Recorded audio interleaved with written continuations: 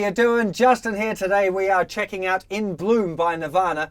Really cool tune, some really great riffs. I'm going to show you a couple of different ways of playing both of the main riffs in this tune, just because I wrote it out one way in my songbook, having done some research and watched a video of Kurt playing it, and just now I found a different video with him playing it in a different position. So I'm not really sure which is the right one. They're both kind of right, because I've seen vids of Kurt playing it in both positions of the neck. So it's a little bit baffling. Usually people play it the one way. But anyway, I'll show you both of those, and let's get to a close-up. Check it out.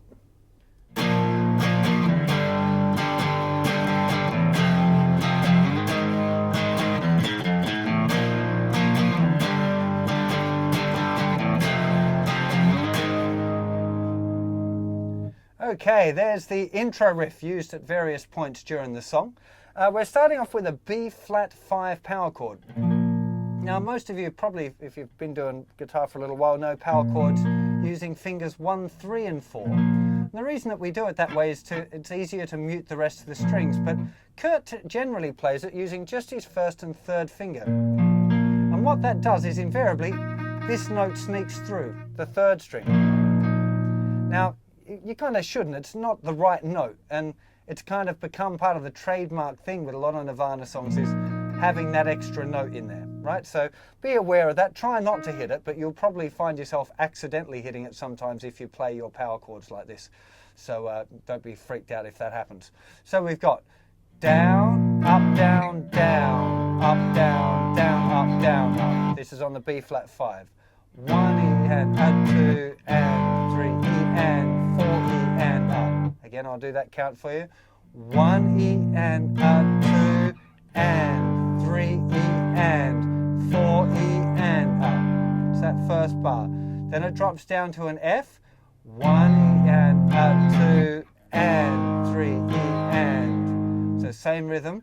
1 E and a 2 and 3 E and 4 E and up. So we've got this little riff. Now, 4th fret, 1st fret, 4th fret, open 5th string, going back to the B flat. So that's what lets you do the shift. Now, I can't see any videos of Kurt doing that riff live, right? But it's definitely on the record. So whether it was an overdub on the recording, I'm not really sure exactly how that happened. But you need to play it if you want it to sound like the record.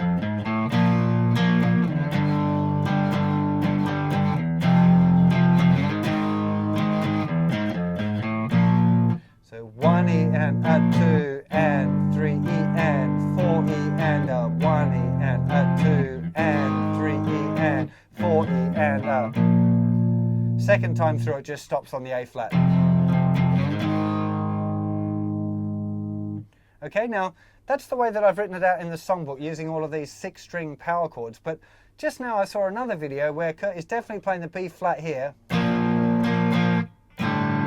Looks like he's playing G like that, but it could be that. But his thumb's hanging over the top. Now, he plays a Jaguar guitar, which is a very thin neck, so it's possible that he's kind of doing that, getting his thumb over at the same time. Not entirely sure now. We've got a little bit of debate in the picture. So B flat, G, same chords, F. All this is the same, but it's a lot easier to get to that B flat now, going.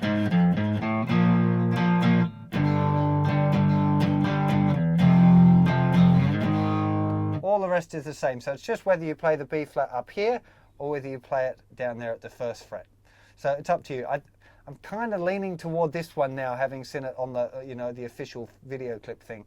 But there's definitely a live video with him playing it up there as well. So no idea. Anyway, into the verses. We have.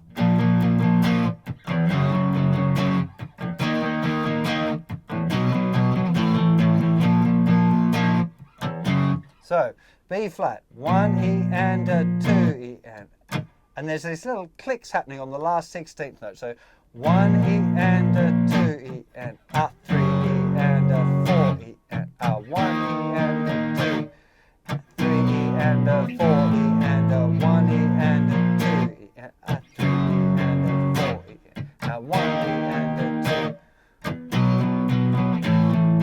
B flat, G flat, E flat,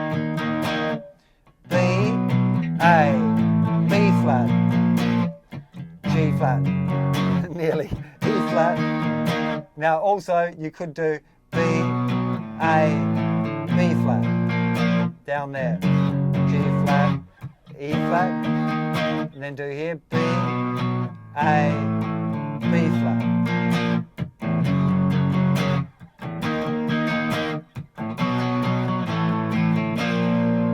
Doesn't really matter which one of those voicings that you like.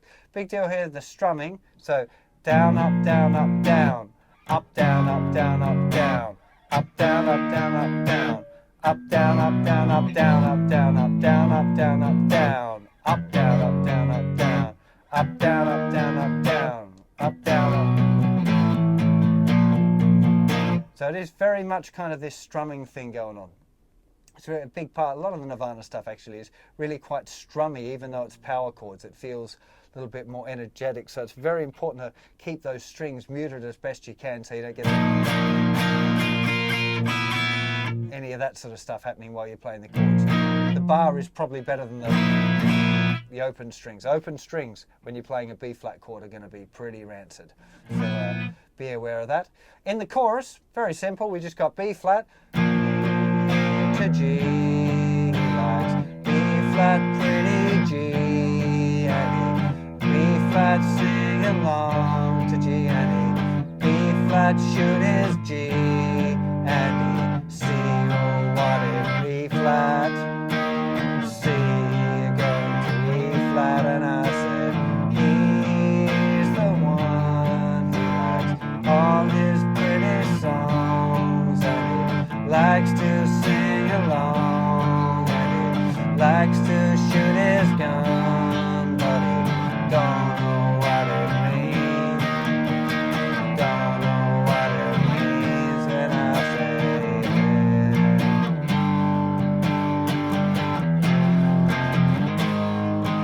it. So that's all of the main bits for playing in Bloom. The other things that you might want to check out, first of all, the solo.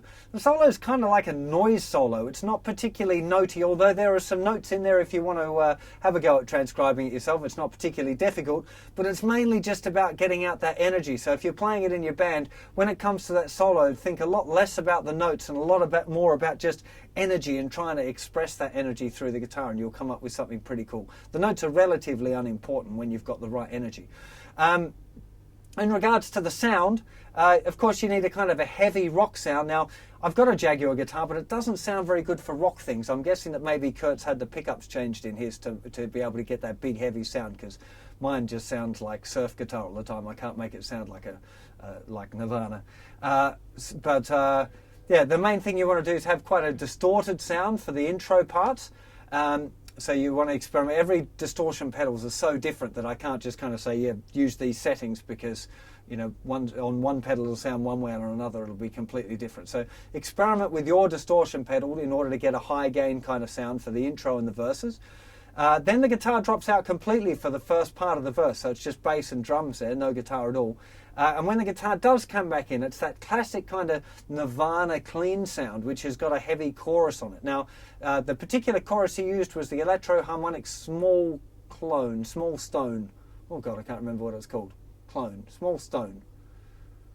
That's ridiculous, I should know that, but it's evading my memory and I can't be bothered stopping the tape to go and get to check it out on the internet. I don't have one of those pedals, unfortunately. They've only got one knob on it though, so if you've got one of those pedals and you want to get that sound, just experiment turning the knob up until it gets the right sound. That's the way to do it.